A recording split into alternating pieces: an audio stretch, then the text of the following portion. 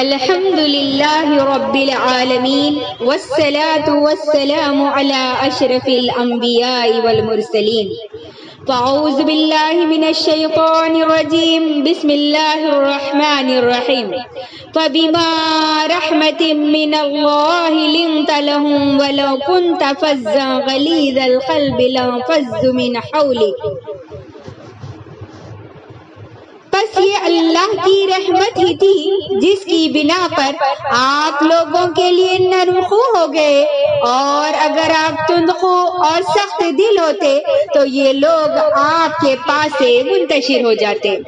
معزز سامعات، السلام علیکم ورحمۃ اللہ وبرکاتہ. ابھی میں نے جو آیت تلاوت فرمائی وہ سورہ آل عمران سورہ نمبر 3 آیت نمبر 159 ہے. اس مناسبت سے آج میری تقریر کا عنوان ہے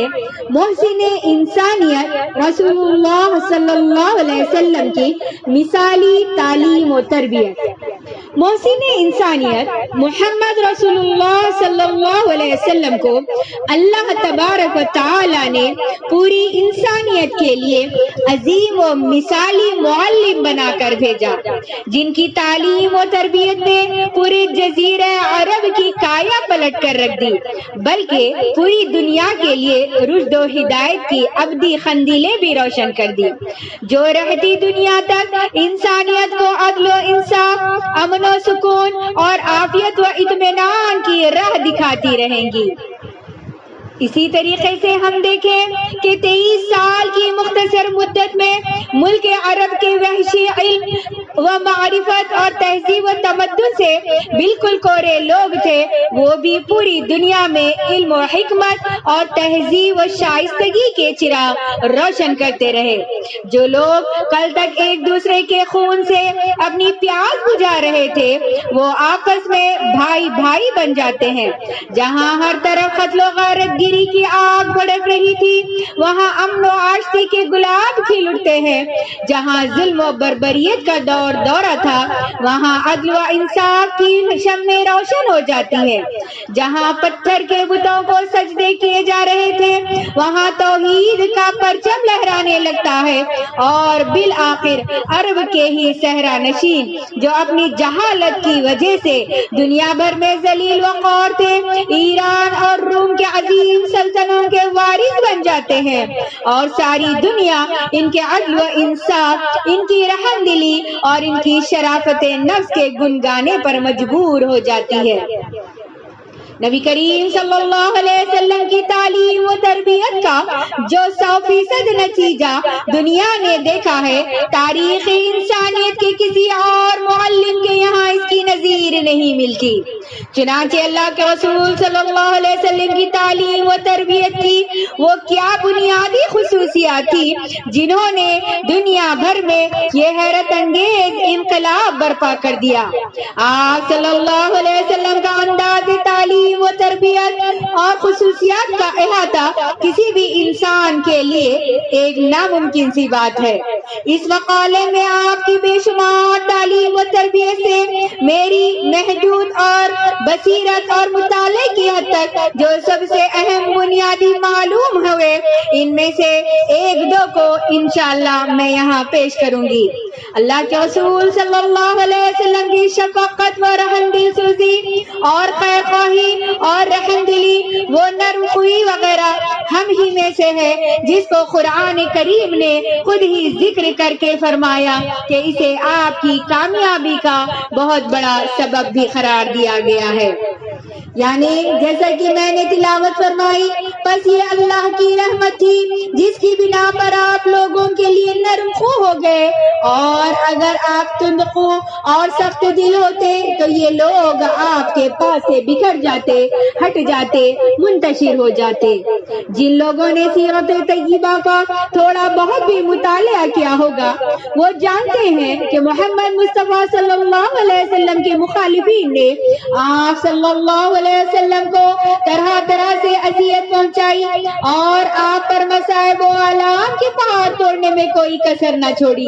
लेकिन आपकी पूरी सीरत इस बात की गवाह है कि आपके दिल में कभी एक लम्हे के लिए भी इंतकाम का जज्बा पैदा नहीं हुआ।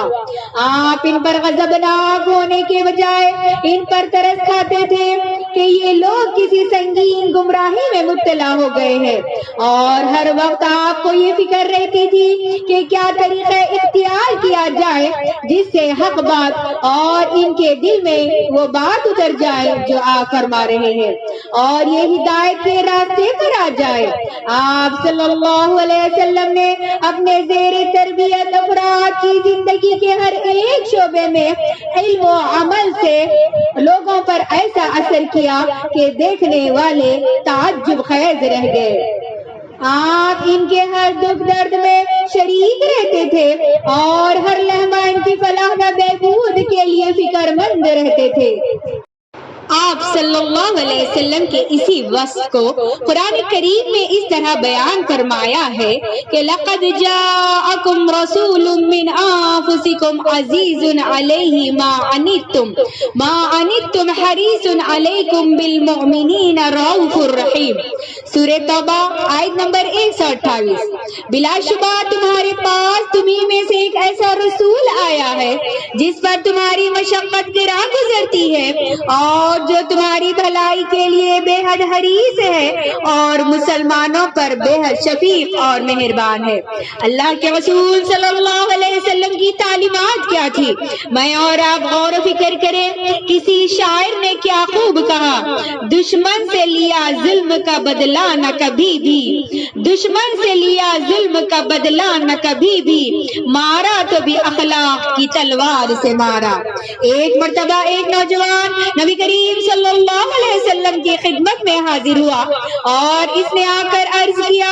या रसूल अल्लाह सल्लल्लाहु अलैहि वसल्लम, मुझे जिना की इजाजत दीजिए। जरा तसव्वुर कीजिए मेरी माँ और बहनों कि क्या फरमाइश की जा रही है। एक ऐसा गुनाह जिसकी क़बाहत व शनाअत पर तमाम मज़ाहिब व अदियान मुत्तफ़िक़ है, और ये फरमाइश किससे की जा रही है? इस बुरगुज़िदा हस्ती से जिसकी इस्मत व इफ़्फ़त आला मेयार पर फाइज थी। कोई और होता तो इस नौजवान को मार पीट कर या कम से कम डांट डिपट कर बाहर निकलवा देता, लेकिन रहमत आलम सल्लल्लाहु अलैहि वसल्लम थे वो, जिनका काम बुराई पर खफगी का इजहार करके बुरा नहीं पहुंचाना था, बात को खत्म नहीं करना था, बल्कि बात को जड़ों पेड़ से उखाड़ना था। जो इस बुराई के इलाज को भी अपना फरीज़ा समझते थे, आपके दिल में इस नौजवान के खिलाफ बुग़्ज़ व गज़ब के बजाय हमदर्दी और रहम के जज्बात पैदा हुए। आपने इस पर नाराज होने के बजाय इसे प्यार के साथ अपने पास बुलाया, अपने करीब बिठाकर इसके कांधे पर मुशफ़्फ़क़ाना हाथ रखा और मोहब्बत भरे लहजे में फरमाया, अच्छा ये बताओ कि जो अमल तुम किसी अजनबी खातून के साथ करना चाहते हो, अगर कोई दूसरा शख्स तुम्हारी माँ के साथ करना चाहे, यानी अल्लाह के रसूल सल्लल्लाहु अलैहि वसल्लम से समझा रहे हैं, तो क्या तुम इसको गवारा कर लोगे? नौजवान के ज़हर फिक्र के बंदरीचे एक एक करके खुलने लगे। इसने कहा, नहीं, हरगिज नहीं या रसूल अल्लाह। आपने फरमाया, तो फिर दूसरे लोग भी अपनी माँ के लिए बात पसंद नहीं करते। अच्छा ये बताओ कि अगर कोई शख्स तुम्हारी बहन के साथ ये मामला करे तो क्या तुम इसको गवारा कर लोगे? नौजवान ने अर्ज किया, हरगिज नहीं या रसूल अल्लाह। आपने फरमाया कि जो बात तुम्हें अपनी बहन के लिए गवारा नहीं, दूसरे लोग भी अपनी बहनों के साथ इसे पसंद नहीं करते। अल्लाह के रसूल सल्लल्लाहु अलैहि वसल्लम मुसलसल इस नौजवान को मिसालें देकर समझाते रहे और आखिर में इसके कांधे पर हाथ रखकर ये दुआ भी फरमाई, अल्लाहुम्मा गफिर ली ज़म्बी व ताहिर क़ल्बहु व हसीना फरजहु। या अल्लाह, इसके गुनाह को माफ फरमा दीजिए और इसके कल्ब को पाक कर दीजिए और इसकी शर्मगाह को इफ़्फ़त अता फरमाइए। यहाँ तक कि जो वो मजलिस से उठा तो इस घिनौने अमल से हमेशा کے لیے تائب ہو چکا تھا۔ اللہ اکبر، یہ طرز عمل تھا ہمارے پیارے نبی محمد مصطفیٰ صلی اللہ علیہ وسلم کا۔ آپ صلی اللہ علیہ وسلم اس نوجوان پر غیظ و غضبناک کا اظہار کر کے اپنے مشتعل جذبات کی تسکین کر سکتے تھے، لیکن اس صورت میں آپ صلی اللہ علیہ وسلم کو اس نوجوان کی زندگی تباہ ہوتی ہوئی نظر آ رہی تھی۔ یہ آپ کی نرم خوئی، حکمت اور تدبر و تحمل ہی کا نتیجہ تھا کہ وہ نوجوان ہلاکت کے گڑھے میں گرنے سے محفوظ ہو گیا۔ کاش کہ آج ہم بھی نبی کریم صلی اللہ علیہ وسلم کی سنت پر عمل پیرا ہو سکے تو بے رحم روی کی شکایت ہی باقی نہ رہے۔ اللہ کے رسول صلی اللہ علیہ وسلم دوسری سب سے زیادہ مؤثر خصوصیات آپ کی یہ ہے کہ وہ اپنی امت کو جس بات کی تعلیم و تربیت دیتے ہیں اس کا بذات خود عملی نمونہ بن کر دکھایا۔ آپ کے وعظ و نصائح اور آپ کی تعلیم و تربیت صرف دوسروں کے لیے نہ تھی بلکہ سب سے پہلے اپنی ذات کے لیے تھی۔ آپ صلی اللہ علیہ وسلم نے لوگوں کو نماز کی تلقین فرمائی تو خود اپنا عالم یہ تھا کہ دوسرے اگر 5 وقت نماز پڑھتے تو آپ 8 رکعت نماز ادا فرماتے تھے، جس میں 4 عشاء اور تہجد کی نماز بھی شامل تھی۔ تہجد عام مسلمانوں کے لیے واجب نہ تھی لیکن آپ پر واجب تھی، اور تہجد بھی ایسی کہ کھڑے کھڑے پاؤں پر ورم آ جاتا تھا۔ آپ صلی اللہ علیہ وسلم نے دوسروں کو نماز باجماعت کی تعلیم دی تو خود یہ عمل کر کے دکھایا کہ ساری زندگی نماز باجماعت پابندی سے عطا فرمائی، حتیٰ کہ مرض وفات میں بھی آپ صلی اللہ علیہ وسلم نے مسجد کی نماز کو نہیں چھوڑا بلکہ صحابہ کے کاندھے کا سہارا لے کر مسجد میں تشریف لائے اور جماعت کے ساتھ نماز ادا کی۔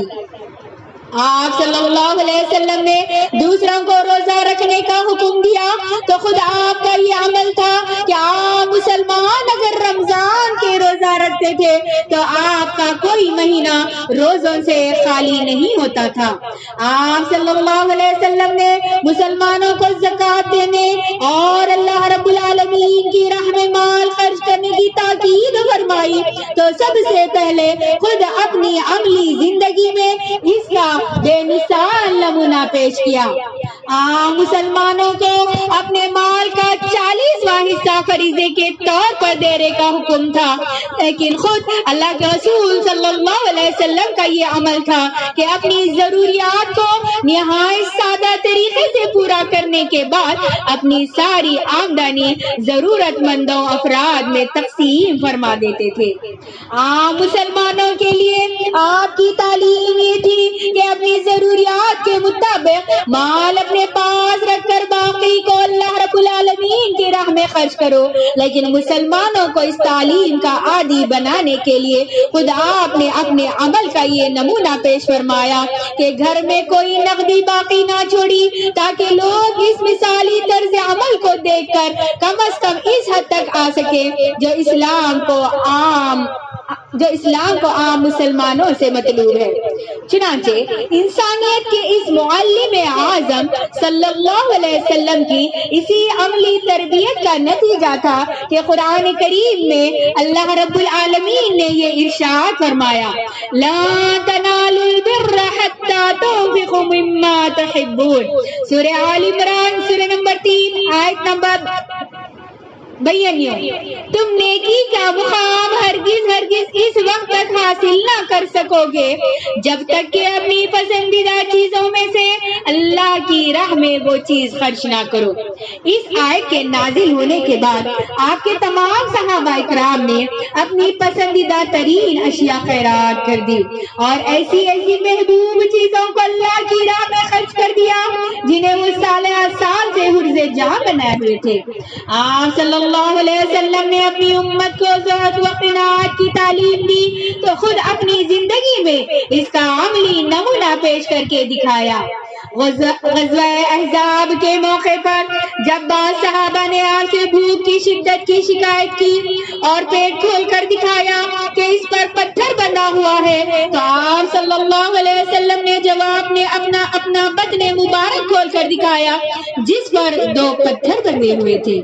آپ صلی اللہ علیہ وسلم نے لوگوں کو مساوات اور بھائی چارے کی تعلیم دی تو سب سے پہلے خود اس پر عمل کر کے دکھایا کہ اگر دوسرے مسلمان عام سپاہی کی حیثیت میں مدینہ طیبہ کی دفاع میں خندق کھودنے کی مشقت برداشت کر رہے تھے تو ان کا امیر یعنی محمد صلی اللہ علیہ وسلم صرف قیادت و نگرانی کا فریضہ انجام نہیں دے رہا تھا بلکہ بنفس نفیس کدال ہاتھ میں لے کر خندق کھودنے میں شریک تھا،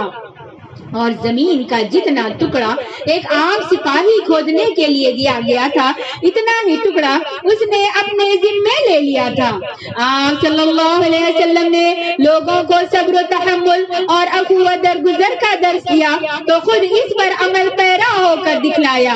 ایک مرتبہ کسی شخص کا کچھ قرضہ اللہ کے رسول صلی اللہ علیہ وسلم پر واجب تھا۔ اس شخص نے آپ صلی اللہ علیہ وسلم سے قرض کا مطالبہ کیا اور اس غرض کے لیے کچھ گستاخانہ الفاظ استعمال کیے۔ ساری دنیا جانتی ہے کہ نبی کریم صلی اللہ علیہ وسلم کو حقوق العباد کی ادائیگی کا کس قدر اہتمام تھا، اور آپ اس شخص کے تقاضے کے بغیر ہی اس کا قرض ضرور پورا کر چکے ہوتے، اس لیے اس شخص کے پاس اس تلخ کلامی کا کوئی جواز نہ ہوتا۔ چنانچہ